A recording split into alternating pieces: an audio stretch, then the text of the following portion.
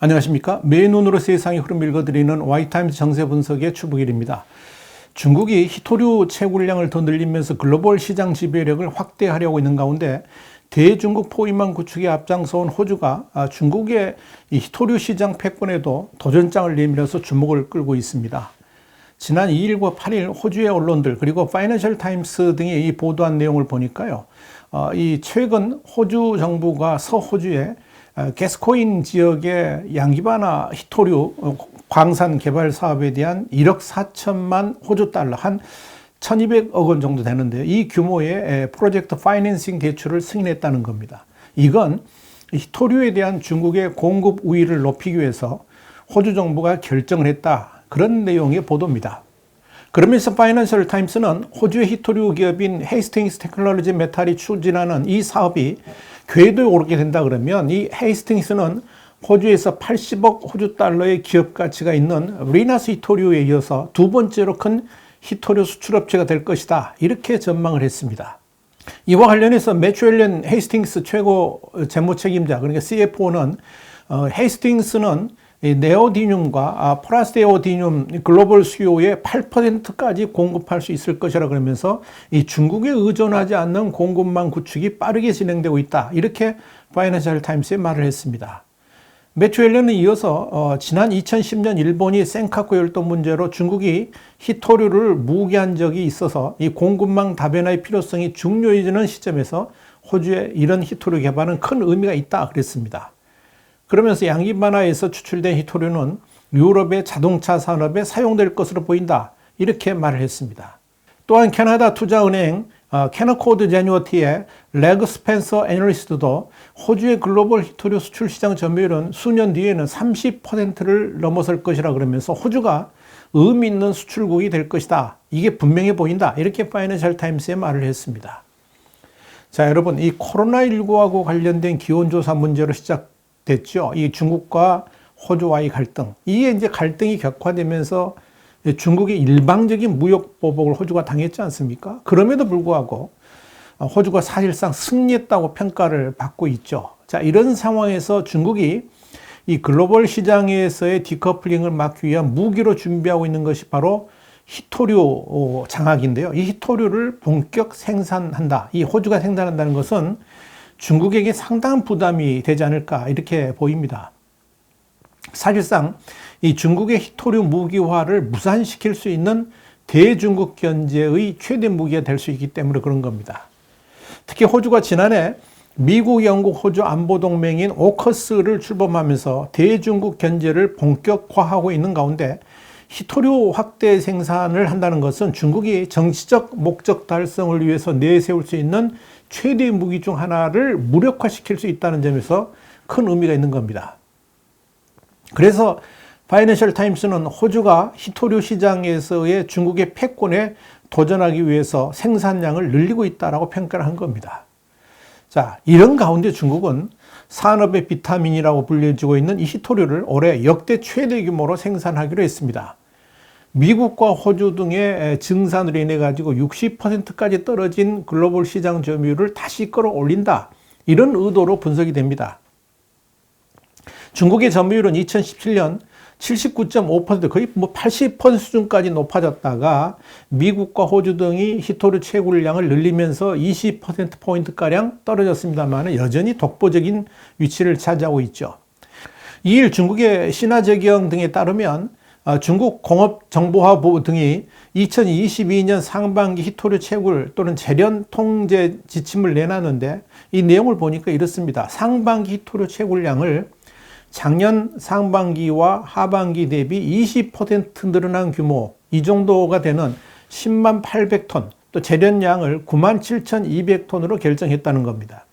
자, 중국이 이렇게 희토류 생산량을 늘리는 것은 이 중국의 희토류 무기화 움직임에 대응해서 미국과 호주가 생산량을 늘리니까 여기에 맞대응하기 위한 것으로 이게 풀이가 됩니다. 생산을 많이 해가지고 또 값싸게 팔겠다, 뭐 이런 뜻이겠죠. 중국은 지난해 12월 자국 내 5개 희토류 관련 기업과 기관을 통폐합해가지고 중국 히토그룹이라는 회사를 출범시켰습니다. 그러면서 이 히토류 생산에 대해서 국가의 지배력을 대폭 강화했습니다. 이건 중국 정부가 히토류 무기화의 칼을 직접 쥐고 전면에 나서겠다는 의미로 받아들여졌습니다.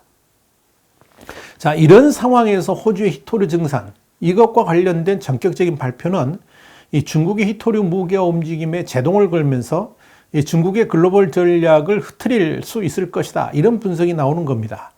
다시 말씀드려서 최근 시진핑 주석의 3연임을 앞두고 중국과 서방 세계 간의 갈등으로 인한 디커플링이 심화되면서 또다시 중국이 이 히토류를 무기화할 수 있다는 우려가 커지니까 대중국 포위망 구축에 앞장서 온 호주가 발벗고 나서면서 이 상황이 반전하고 있다. 이런 의미입니다.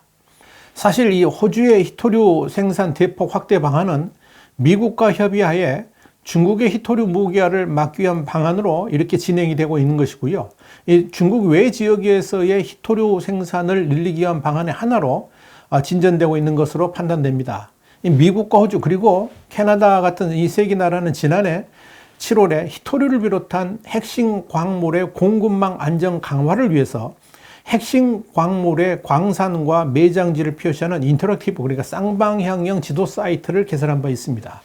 호주 연방지구과학부 그리고 캐나다 지질조사국, 미국 지질조사국 등이 공동 개발한 이 지도는 이 핵심 광물 매핑 이니셔티브의 일부로 이를 활용해 가지고 핵심 광물 공급망을 다양화하는 방안을 확정해서 이 자원 안보에 기여할 수 있을 것으로 이렇게 보입니다.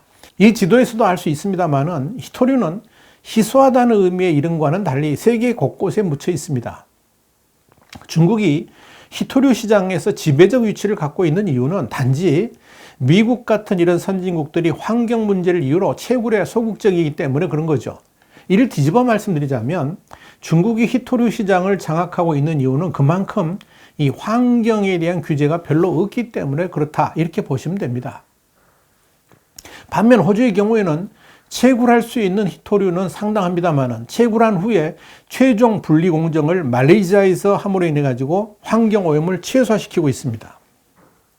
이건 중국을 제외한 서방 국가들이 환경 문제에 더욱 신경을 쓰기만 한다면 얼마든지 히토류 생산 확대가 가능하다는 의미입니다. 자, 분명한 것은 히토류는 미래 산업의 핵심 요소라는 점입니다. 히토류는 원소기호 57번 란타넘에서 71번 루테튬까지 이 란타넘족 원소 15개하고 스칸듐, 이트리움 2개를 더해가지고 총 17개 원소를 총칭하는 것입니다. 화학적 성질이 매우 안정적이어서 이 전기자동차라든지 반도체, 스마트폰, 풍력발전용 터빈 등 이런 첨단 산업에 두루 쓰이고 있습니다. 최근에는 세계적으로 전기차 판매가 급증하면서 이 모터에 들어가는 연구 자석의 핵심 재료인 네오티뮴 수요가 크게 느는 추세입니다. 미국 외교 전문지 디플로맷은 히토류는 현대 경제에서 석유만큼이나 중요하다 그러면서 탄탄하고 창의적인 정부 차원의 개입이 이루어지지 않는다면 미국은 80년 전에 석유 때문에 전쟁을 일으켰던 일본이 직면했던 그런 절박한 상황에 처할 수 있다라고 지적을 한 바 있습니다. 그러니까 당연히 미국을 비롯한 서방 세계들이 이 히토류의 안정적 공급에 사활을 걸고 있는 겁니다. 그리고 그 중심에 호주를 앞세우고 있다 이렇게 보시면 될 겁니다. 이와 관련해서 키스피트 호주 산업과학에너지자원부 장관은 이런 말을 했습니다. 호주는 금과 철광석 매장약이 풍부하기로 유명하지만 아이폰에서부터 전투기 이르기까지 모든 산업에 빠져서는 안 되는 핵심 광물도 풍부하다라고 밝혔습니다. 미국도 히토류 생산에 발벗고 나설 채비를 하고 있습니다. 미국 캘리포니아, 네바다 접경 지역에 있는 마운틴 패스는 세계 최고 품질의 히토류 매장지로 알려져 있습니다. 지금은 실질적으로 폐광 상태로 전락했습니다만 한때 히토류의 핵심 공급처였습니다. 그런데 미국이 다시 이 히토류 광산의 재가동을 준비하고 있다는 겁니다. 물론 환경단체들의 반발이 예상됩니다만 미국 내 초당적 이 반중 정서는 이를 쉽게 넘어설 수 있지 않을까 이렇게 예상하고 있습니다. 자, 이렇게 미국과 호주 그리고 서방 세계들이 중국의 히토류 무기화에 대비하기 위한 준비를 착착 해 나간다 그러면 중국의 무기화 공격에도 충분히 견뎌낼 수 있을 것으로 보입니다. 물론 단기적인 시장 교란 효과는 거둘 수 있을 겁니다만 이로 인한 중국이 입을 손실도 만만치 않을 것이기 때문에 중국도 섣불리 희토류 무계약 카드를 꺼내들기는 쉽지 않을 것이라는 전망이 나옵니다.